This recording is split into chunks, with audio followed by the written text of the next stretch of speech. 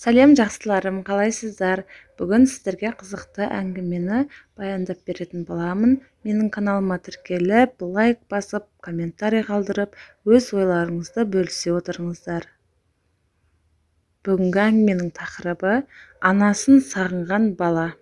Есмағамбеттің бұл сапары ауылына 4 жылдан кейінгі оралуы еді.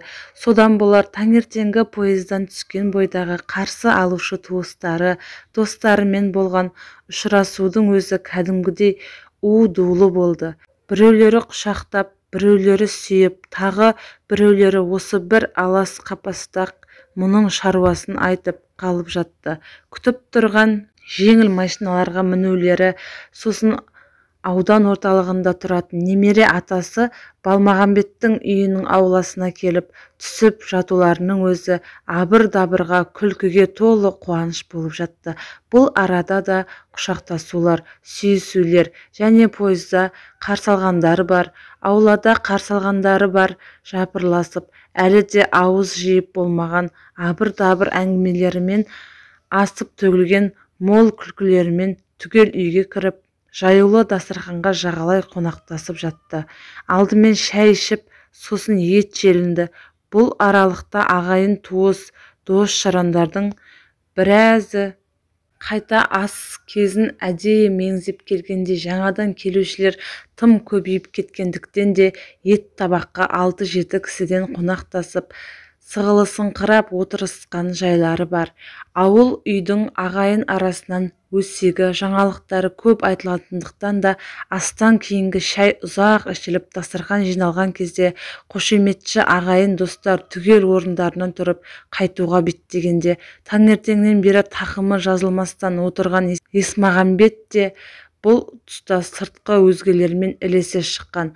Ұзаққа созылған абыр-дабырдан кейін жалғыз қалып, әртүрлі жеміс ағаштары мен көкөністер өскен аулада әрлі-берлі жүру де ол үшін айтарлықтай бір демалыс еді. Күн тал түс болып қалған екен. Ағаштардың әрқайсысына тоқтап қарап, сосын жоңышқалықты аралап келіп, күннің қызуы қуырып бара жатқандықтан жүзімнің көлеңкесіне кіре бергені сол еді. Мама, мама, сенсің ғой ең дана, мәңгі дос сен ғана, деп әндеткен сүйкімді бала дауысын естіді. Бірақ Есмағамбет олай бір, былай бір бұрылып маңайынан бала көрмеді. Сөйтсе үстіне су жаңа ақ футболка киген 4 жасар шамасындағы ер бала арнайы тіреу ағаштарымен керілген жүзім сабақтарының ұзына бойығы көлеңкесінің бір шетінде құммен ойнап отыр екен. Қолында ойыншық күрек, ойыншық шелек. Балмағамбет ағасының ұзатылған қыздары болатын, солардың бірінің баласы болар деп топшылаған Есмағамбет жүзім көлеңкесінде аяқтарын еңкейе басып балаға жақындады. Жақындап келгенше бала мұны байқаған жоқ. Мама, мама, сенсің ғой ең дана, мәңгі дос сен ғана, мама, мама, деді. Жанына келіп, әй балақай, сенің атың кім дегенде барып бала Есмағамбетке бұрылды. Бірақ ойыншық шелекке ойыншық күрекпен құм салу ісін доғарған жоқ. Атың кім дедім ғой деп қайта сұрағанда барып бала ұяң күлімсіреп, Сержан деді ақырын ғана. Кімнің баласысың? Күміскүлдің. Күміскүл кімнің қызы? Балмағамбеттің. Есмағамбет енді еңкеңдеп барып, анадай жерден қолдан жасалған ағаш орындықты алып, баланың дәл жанына жайғасты. Балмағамбет ағасының бір қызының кезінде оқуға түсе алмай, Алматыдағы базар маңында жұмыс істеп, тұрмыс құрып, одан тұрмыс құрған жігітімен қайта ажырасып жүргенін білетін. Қыздың әуелде өзі, сосын күйеуімен үйлеріне соққаны да есінде. Ажырасқаны бетінде шіркеу болды ма, кейіннен қыз үйге соқпайтын болды. Ал олардан осындай бала қалғанын есіткен деместі. Тіпті осы бала болмағанда қарындасының аты Күміскүл екенін де енді болмаса ұмытып қалғанда екен. Баланың бет әлпеті өте сүйкімді еді. Оның үстінде мұның сұрақтарына жауап беруі де сүйсіндіреді. Тілі тәтті екен. Алайда кімнің баласысың деген сұрағына баланың әкесінің атын айтпай, шешесінің атын айтуы Есмағамбетті қанағаттандырған жоқ-ты. Сондықтан баланы жанап отырысымен-ақ Сен неге Күміскүлдің баласымын дейсің? Папаңның атын неге айтпайсың? Деді. Папамның дей беріп бала аз кем күмілжіп қалғанда барып Есмағамбеттің өзі бала үшін тым артық сұрақ қойып отырғанын аңдап әңгіменің бетін аудара қойды. Футболкаң қандай аппақ, мамам әкеліп берген, деді сержан өз-өзіне қайта келгенде көңілденіп. Шортегің де таптаза екен ғой, таңертең кидім ғой, деді бала Есмағамбеттің сұрағына таңырқағандай, әрі сол екі арада қалай бүлдіре қоямын дегендей болып. Оны да мамаң әкеліп берді ме? Иә, деді бала сусылдаған құмды ойыншық күрекпен ойыншық шелекке салуын жалғастыра беріп. Есмағамбет енді баланың басынан сипады. Сержанның жаңадан өсіп келе жатқан майда шаштары алақанына жұп-жұмсақ тиді. Бала да енді өзін еркін сезініп еркелегендей болды. Бұған денесін тиістіре беріп, басымнан иіскеші, деді. Есмағамбет сондайлық ықыласпен еңкейіп сержанның басынан иіскеді. Иісі бар ма? Деді бала енді оған күлімдей бұрылып. Иісі? Иә, бар.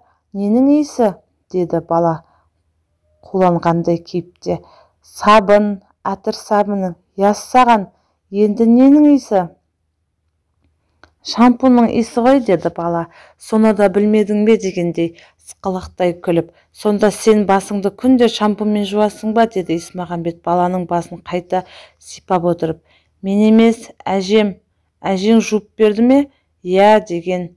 Күнде ме? Жоқ, сіз келетін болған соң жуды ғой. Мына үстімдегі жаңа футболка мен шортикті де сіз келетін болған соң кигізді. Есмағамбет шешіле сөйлеген баланың жүзіне қарап отырып кеңкілдеп күлді. Егер мен келмесем, сіз келмей тұрғанда басым биттеп кеткен, сосын шашымды атам ұстарамен қырып тастады ғой. Есмағамбет тағы күлді. Күліп отырып кәдімгідей таңданып, биті несі? Деді. Битте бит болған соң. Осы сәтте Есмағамбеттің көптен кездеспеген тағы бір ағайындары даңғырай сөйлеп аулаға кіріп келе жатты да, бұлардың әңгімесі оқыс үзіліп қалды. Кешкісін ыстық басылған шақта Балмағамбеттің кемпірі Мейрамкүлмен екеуі тамның көлеңкесіне құдықтан су әкеліп сеуіп орындықтар қойды да, Балмағамбет пен Есмағамбет өзара әңгімелесіп, Мейіркүл кешкі ас қаммен болып кетті. Ересектердің әңгімесі кезінде үш аяқты велосипедімен әрлі-берлі зырлап жүрген сержан кенет өрістен сиыр келіп, Балмағамбет сол сиырдың әуресімен тұрып кеткенде барып, осы сәтті аңдып жүргендей ол Есмағамбеттің жанына келді.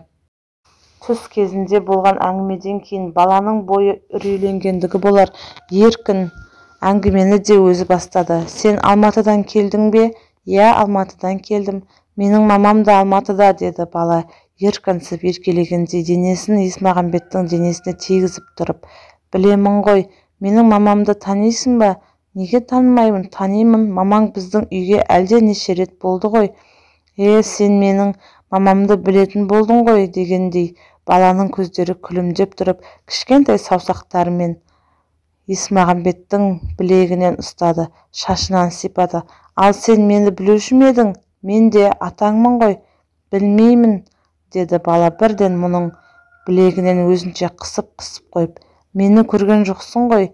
Әжем айтқан, атам айтқан, мамам да айтқан.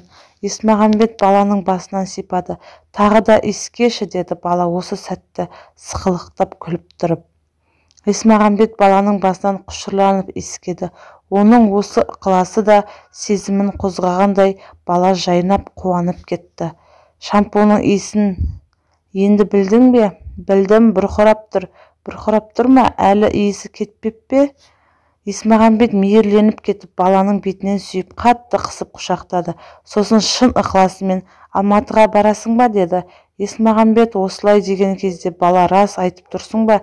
Әлде өтірік пе дегенде жалт бұрылып оның көздеріне ұзақ қарады. Сосын сенгендей болып ақырын ғана барамын деді күрсінді.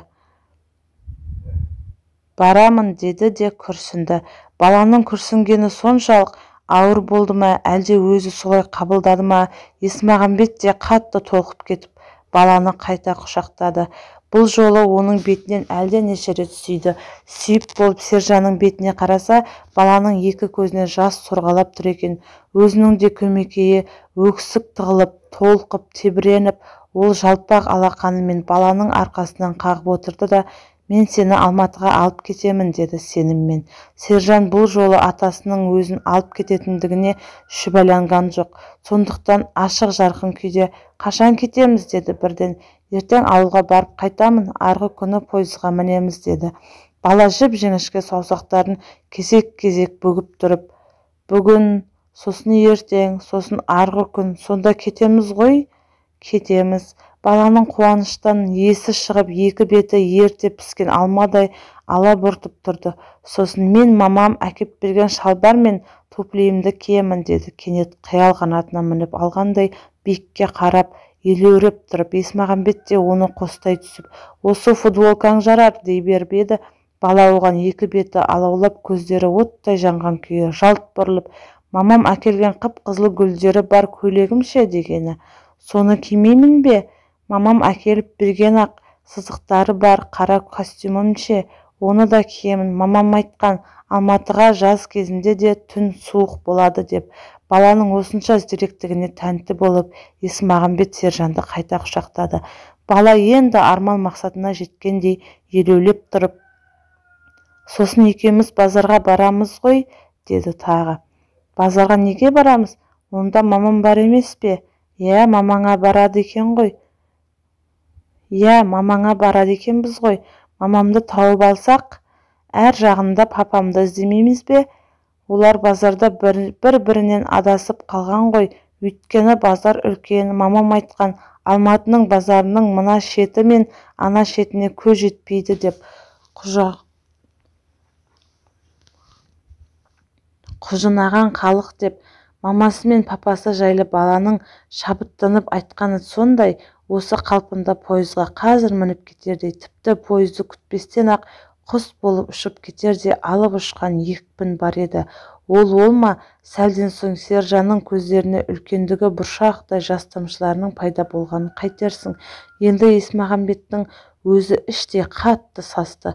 Сасқан себебі баланың сезіміне осыншалық әсер етіп, ендігі жерде оны Алматыға алып кете алмаса, ұмытылмас күні болардай еді. Бірақ алып кетсем несі бар?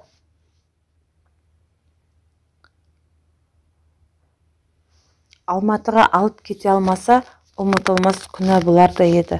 Бірақ алып кетсем несі бар? Алып-ақ кетемін, мамасына табыстаймын. Тіпті біздің үйде де жүре береді. Онда қандай қиындық бар деп өзін өзі жұбатып барып, көңілі тынығандай болды. Ол Сержанды кеудесіне тарта құшақтап тұрып, «Мамаң келді ме?» деді сәлден соң. «Келді. Қашан?» «Анау жазда».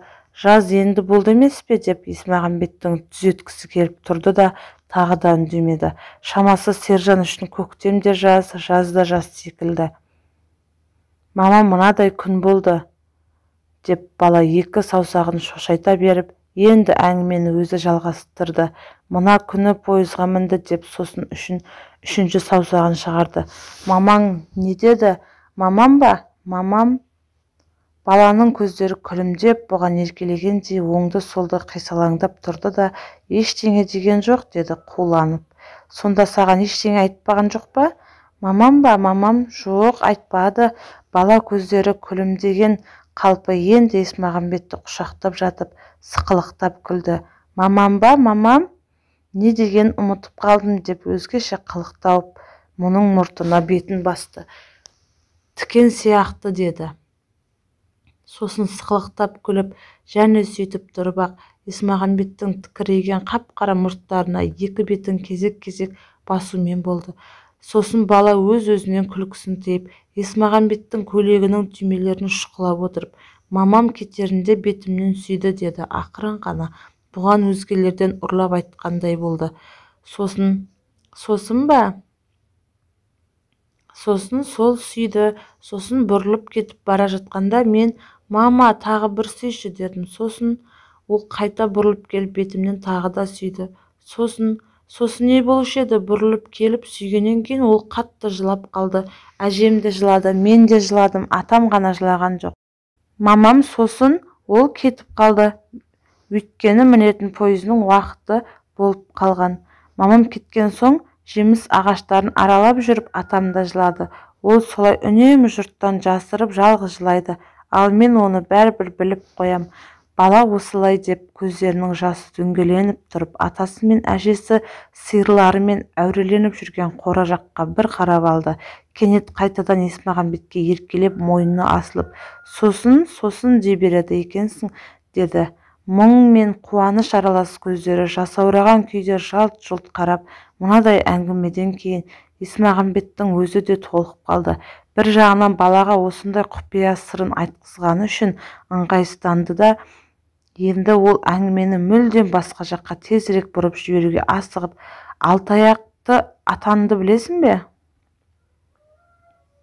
Алтаяқты атанды білесің бе? Аязбай атаңды білесің бе? Керт тұмсық атаңды білесің бе? Деп жақын туыстар жайын сұрап кетіп еді. Бала бәрін де көріп жүрген, білетін болып шықты. Бірақ Аязбай атамды жақсы көрем деп ерекше таңдау жасады. Неге? Деді Есмағамбет аз кем таңырқап отырып.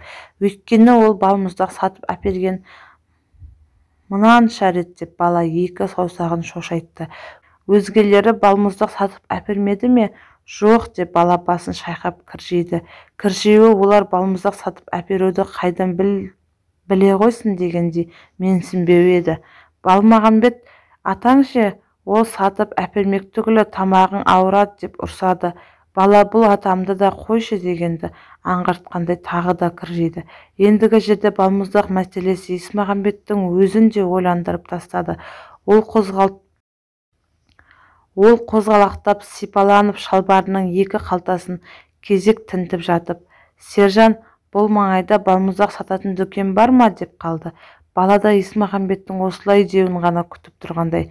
«Анда бар, мұнда бар, сосын ана жақта тағы біреу бар» деп қолын үш тұсқа сілтеді.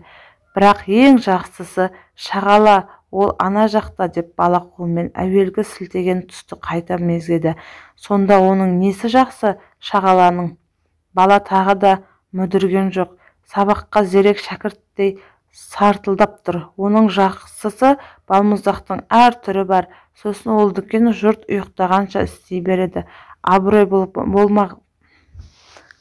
болғанда Есмағамбеттің теңгелері шалбарының қалтасында екен. Тіпті іште ілулі қалған костюмінің қалтасында да қалған күнде де ол амалсыз барып алып шыққан болар еді. Өйткені оның ендігі жерде Сержанға балмұздақ алып бермеске айлы амалы да қалмағандай. «Онда ол шағалаңа барайық», деді ол орындықтан көтеріле беріп. «Біздің үйге ол жақын», деді бала мұны ынталандыра түскісі келгендей. «Алыста болса да барамыз». Есмағамбеттің осы нық мінезді Сержанға да қатты ұнағандай, атасына бір сәт сеніммен әрі риза болып қарап тұрды. Осы кезде Малқора жақтан шығып келе жатқан Балмағамбеттен қайда тұрдыңдар?» деп қалды таңдансынып. «Шағалаға бармақпыз», деді Есмағамбет. «Ойпырмай, өйтіп-бүйтіп сені де түзген екен-ау. Осы баланың осындайы бар. Майдалап сөйлеп тұрып-ақ әйтеуір деген не көндіреді. Ана Аязбай ағаң бір жолы, «Әй, Балмағамбет, маған 200 теңге беріп тұр. Мына балаға қарыз болғанша бұл дүниеден саған қарыз болып кетейін» деп 200 теңге алғаны бар.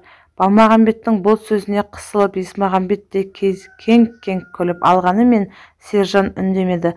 Бала үшін қазіргі басты шаруа Есмағамбеттің нілдей бұзылып айнып қалмауы, сөйтіп аман-есен шағалаға жетуі секілді. Есмағамбетті дүкенге қарай бастап келе жатқан Сержан өте көңілді еді. Ол ауызы әңгімеден босамай сөйлеп келе жатып та, аяқтарын билеп басып, кейде өз-өзінен секіріп, ішкі қуанышының әсерін де жасыра алмады. Бір жағынан қыстақта тұратындарды түгел танитынын білдірердей пікір туғызып, «Мынау үйдің иесі ұры», деді ол, жартысы ақталып, жартысы ақталмаған және сол көрінісінің өзі күлкілеу көрінетін бір үйдің тұсынан өтіп бара жатқанда. Ол мал ұрлайды, вагоннан көмір де ұрлайды. Сотталып кетпек болғанда пәле беріп қалды. Атын айтып еді, Есмағамбет танымады. «Ал мен оны танимын», деді бала лепіріп. Ол біздің үйдің сиырын да ұрлай жаздаған. Атам біліп қойып, сиырымыз аман қалды. Тағы бір үйдің тұсынан өтіп бара жатып, бұл үйде Айшагүл деген мамамның кластасы тұрады. Ол мені көрсе болды, бетімнен сүйіп, басымнан сипайды. Ол өте жақсы адам, деді сондай көңілдене дауыстай сөйлеп. Есмағамбет үнсіз басын изеді. Енді бір үйдің тұсына жеткенде, мына үйдің моншасы бар, деді бала. Мен бұл үйге мамамды ертіп әкелгенмін. Моншадан шыққан соң ертіп әкететінмін. Атаң мен әжең бұл моншаға келмей ме, деп қалды Есмағамбет те баланың әңгімесіне араласқысы келіп. Жоқ, олар моншаға түспейді. Моншаға түсуге ақшалары жетпейді. Сондықтан үйде жуынады. Мен де үйде жуынамын. Ал менің мамам, ол үйде жуынбайды, оның ақшасы бар. Есмағамбет одан әрі үндеген жоқ. Өйткені немере ағасының хал ахуалы баланың осы сөздерінен ақ толық аңғарылып тұрғандай еді. Бұлар дүкенге кіріп келгенде сатушы келіншек Сержанның тағы да балмұздақ сатып аларын білгендей тоңашқыстың маңына қарай жүрді. Неше балмұздақ керек? Бала жауап орнына Есмағамбетке бұрылды. Қанша алғың келсе, сонша ал балам, деген кезде баланың жүзі жайраңдап, атамның айтқан естідіңіз ғой, дегендей сатушы келіншекке қарады. Сосын тоңазытқыштың есігі мол ашылған сәтте сатушының бірдеңе деуін күтпестен ақ бала мұздап тұрған балмұздақтардың ана түріне де, мына түріне де қолды салды дейсің. Баланың мына қылығына күлімсіреген күйі сатушы оның қос уысы толы әртүрлі балмұздақтардың бағасын әуелі есептеп Есмағамбетке бұрылып, 320 теңге, деді де баланың уысындағы балмұздақтарды пакетке сала бастады. Сержанның қайтар жолдағы көңіл күйін тойға бара жатқандай, әлде тойдан келе жатқандай десе де болар еді. Қолында етегі жерге сүйретілген балмұздақ салынған көк пакет, аузындағы сөзді біреу тартып әкетердей асығып-аптығып сөйлейді. Мен мұның қазір біреуін ақ жеймін, одан да тәлікеге салып ертіп қалғанын тоңазытқышқа саламын, деді ол асып-тасып сөйлеп келе жатып. Ертең таңертең тағы да біреуін, күн әбден ысыған кезде тағы біреуін, сосын арғы күні дей беріп бала тоқтап, Есмағамбеттің бетіне қарап, арғы күні пойызға мінеді екенбіз ғой? Иә, ол күні Алматыға кетеміз ғой, деді Есмағамбет те күндізгі айтқан уәдесі есіне түсіп. Сонда сен балмұздақтардың қалғанын қайтпексің? Атаң мен әжеңе беріп кетесің бе? Жоқ, олар балмұздақ жемейді ғой. Бұл жерде кәрі кісілер балмұздақты қолдарына ұстамайды да, сондықтан мен қалған балмұздақтарды Сағынай деген досыма беріп кетемін. Әрі көрші, бір үйден кейін тұратын. Оның балмұздақ сатып әперетін аталары жоқ. Тіпті мен оған Алматыдан келген атам сатып әперді деп қазір-ақ біреуін берсем де болады. Дәл осы сәтте Сержан шын бақытты еді. Ол асып-тасып сөйлеп келе жатып та, аяқтарын кейде билеп басып, кейде өз-өзінен секіріп-секектеп үнемі алда келе жатты. Баланың көңіл күйіне орай Есмағамбет те көңілдеді. Бір жағынан сәбиді осынша қуандырғанына іштей риза. Осы көңіл күйінің әсері болар. Бір кезде атақты мақтаншақтардай: әй Сержан, осы сен оңашада шыныңды айтшы, қай атаңды жақсы көресің, деп еді. Бала ойланған жоқ. Тіпті Есмағамбет атасының осы сұрақты түбінде бір қоятынын біліп әзірленген жанша. Ең жақсы көретінім Есмағамбет атам, сосын Аязбай атам, ең соңынан Балмағамбет атам, деді саңқылдай сөйлеп. Есмағамбеттің қатты күлгені соншалық, осы сәтте жандарынан өтіп бара жатқан екі әйел бұларға бұрылып қарады да, күлкісін тия беріп тағы да: мені бірінші орынға шығарғаның мақұл-ақ шығар, Балмағамбет атаңды ең соңына тіркегенің қалай, деп еді Сержан. Енжар ғана: өзі де кейде балмұздақ алып жейтін, теңге берші десем бермейді, теңгем жоқ, дейді. Менің мамам оған уыстап теңге бергенін көрдім ғой. Есмағамбет тағы да күлді. Араларындағы әңгіменің көңілді болғаны сондай, күлкілері үйге жеткенше үзілген жоқ. Кешкі шай кезінде Сержан Есмағамбеттің жанында болды. Кейде құшақтайды, мойнына асылды. Мұның тікірейген мұрттарына бетін басып, ішек-сілес қатып күлді. Атаңның мазасын алма, баламыз тентек екен деп кетеді ғой деп Мейіркүл тоқтап айтқандай болып еді. Үйренісіп қалған бала әжесінің айтқанын құлағына да ілген жоқ. Тіпті Есмағамбеттің иығына асылып тұрып, түнде сенің жаныңа жатамын дегенді де ескертіп қойды. Бірақ сөйтіп жүріп өзі дастархан жиналып болмастан-ақ тыррайып ұйықтап қалды да, ол ұйықтап қалған соң күндізгі уәдесі есіне түсіп, Есмағамбет өзін Алматыға алып кетсем қайтер еді деп еді. Ағасы мен жеңгесі қабаттасып өре түрегелгені. Оны қайтесің, бейнет қылып, деді Балмағамбет. Барған соң оны Күміскүл сіздің үйден алып кетуі керек. Мамама барамын деп өзі де қылқылдап бітер. Сонан соң ол қыз жұмысын істей ме, әлде мұны баға ма, деді Мейіркүл өзінше күңкілдеп. Бұл әңгіме одан әріге созылған жоқ. Пойызда шала ұйқылау болып, оның үстіне күндізгі ырду-дырдудан шаршаған Есмағамбеттің өзі де енді жату қамына ыңғайланған еді. Ертеңгілікте ол кеш оянып жуынып болған соң бір ауық жеміс ағаштары арасында серуендеген. Ауа мөп-мөлдір, және бұл жердің ауасы Алматыныкіндей емес, жеңіл. Оның үстіне терістіктен аздаған леп соғып тұр екен. Сол леп бір жола бойын сергітіп жіберген Есмағамбет күндегі әдетімен қол-аяқтарын қимылға келтіріп, өзінше шынығып жүріп, кенет тағы да Сержанның әдемі үнін естігені. Мама, мама, сенсің ғой ең дана, мама, мама. Дауысы сондайлық ерке, тап бір мамасының алдында шолжаңдап отырған ерке тотай бала секілді. Есмағамбет бұл әнді бұрын да көп еститін, бірақ баланың айтуында сондайлық әсем естілетіндігін аңдауы осы жолы еді. Сондықтан ол баланың әлгі әуенді қайталап айтуынды ықыласпен тыңдап тұр. Өзі қайда отыр деп мойнын созып жан-жағына қарап еді, көрінбеді. Сөйтсе бала бұтақтары жан-жағына тар беріп өскен өрік ағашының түбінде тағы да ойыншық күрегі мен ойыншық шелегіне топырақ салып ойнап отыр екен де, тарбиған өрік ағашының діңі мен айнала селдіреген жоңышқа сабақтары оны жасырып бағыпты. Есмағамбет дәл үстінен шыққан кезде бала орнын атып тұрып, арсалаңдап келіп құшақтай қалды. Сен ерте тұрады екенсің ғой. Ерте тұрам, шалдар құсап, деді бала арсалаңдай күліп тұрып. Екеуі таңертеңгі шай үстінде де тағы да қатар отырды. Сержан туралған нандарды Есмағамбеттің алдына жақындатып қойды. Шай құйылған кесесін Есмағамбетке алып берді.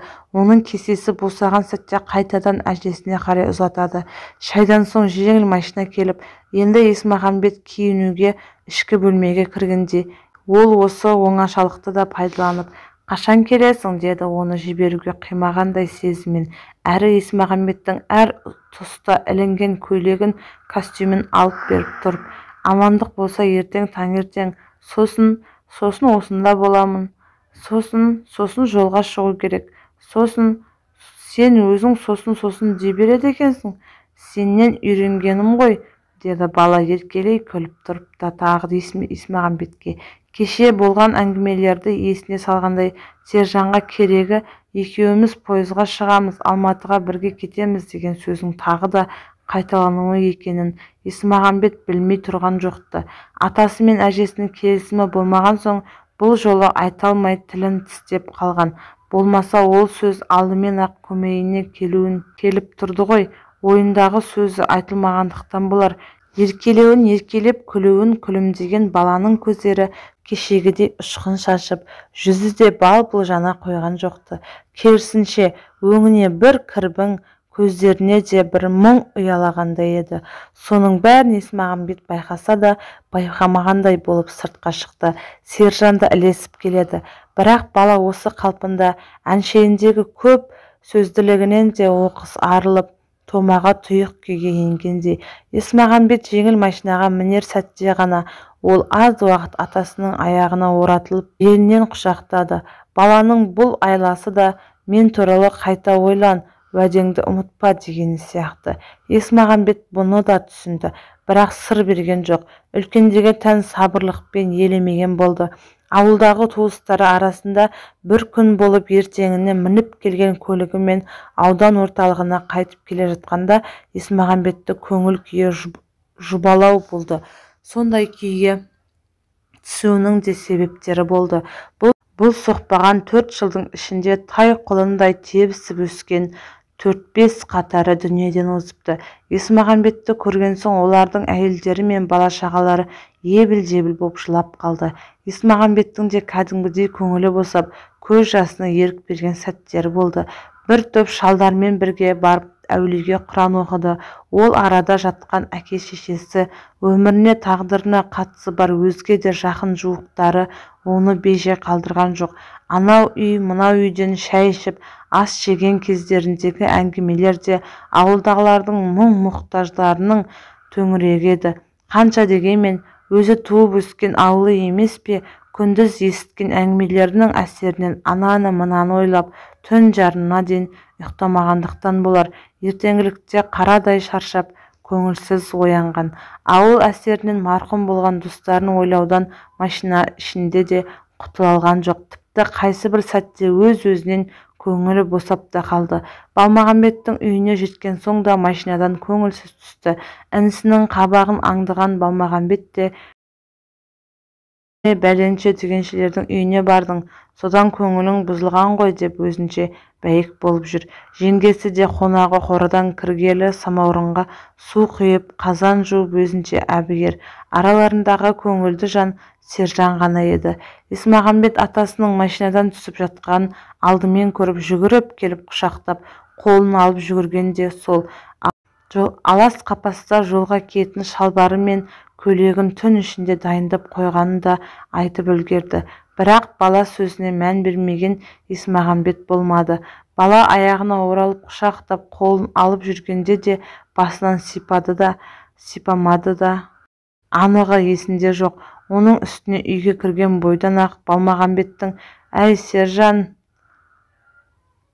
Сержанжан, атаң жолдан шаршап келген екен, демалсын.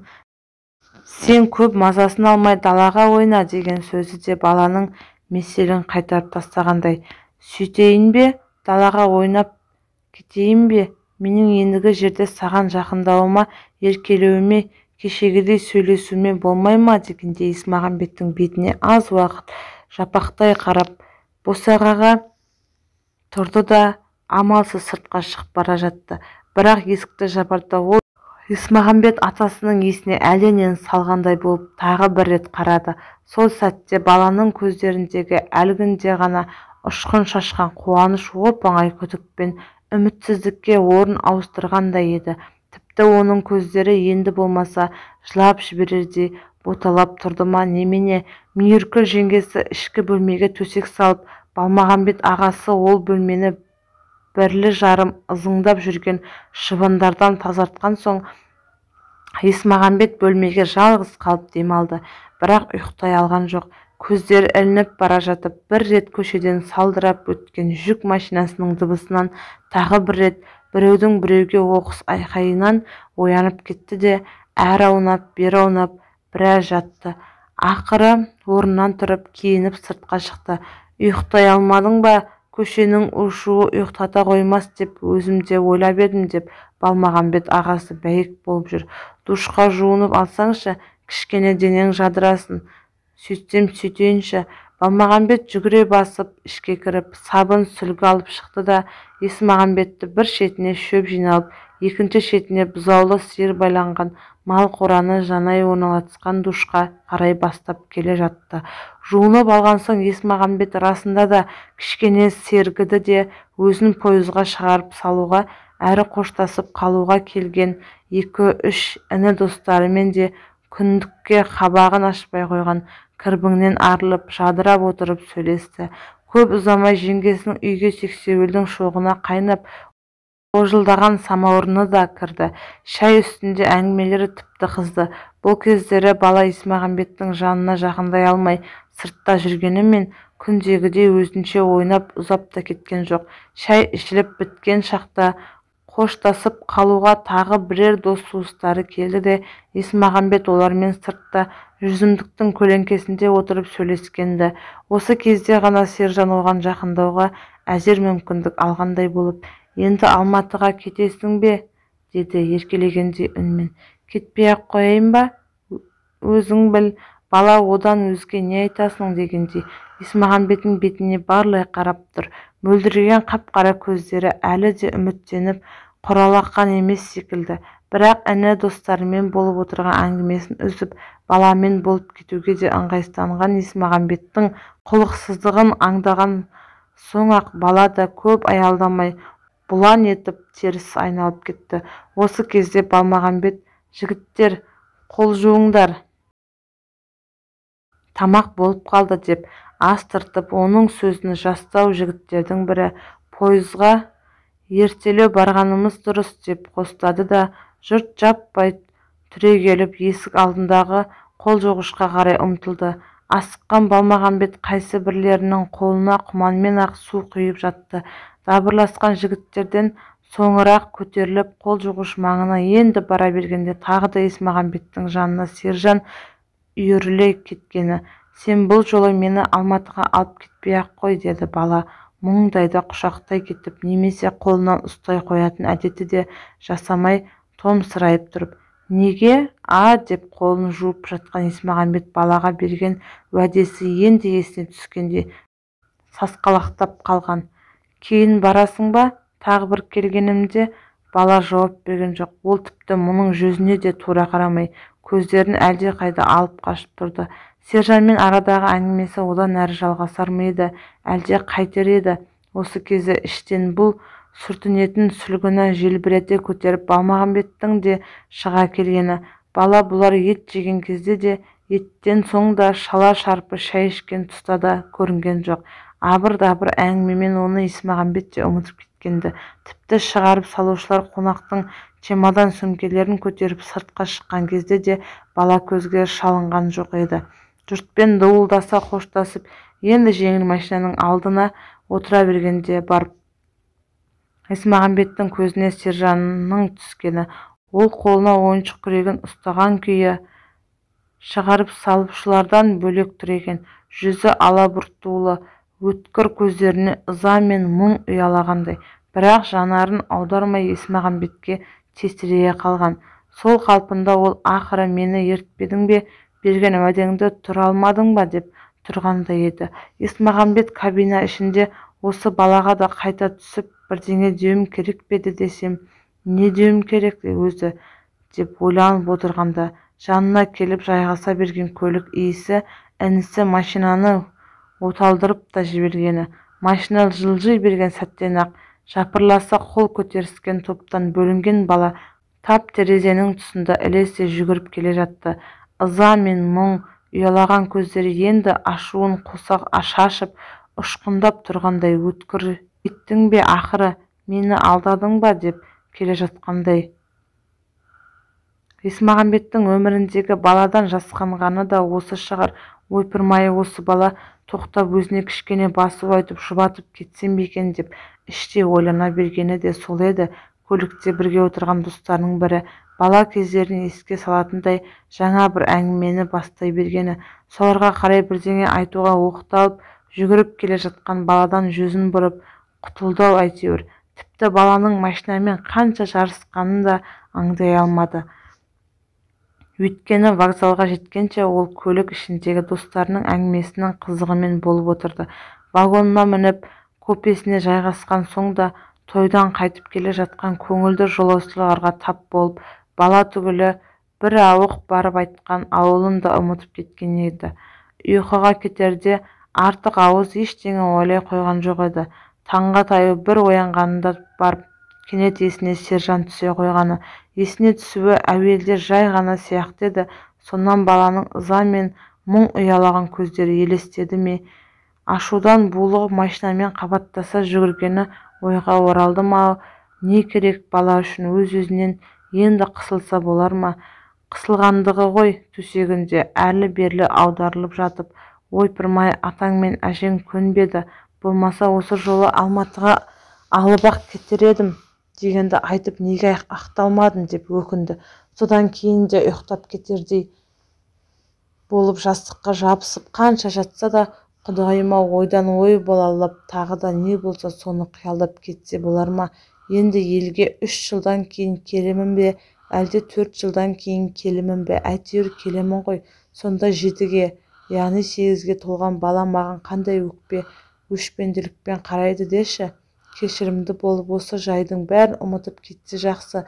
Дықшыл болса ол бала азамат болғанша, одан әрі ақсақалды ақ шашты шал болғанша ұмытпастай-ақ іс жасадым-ау.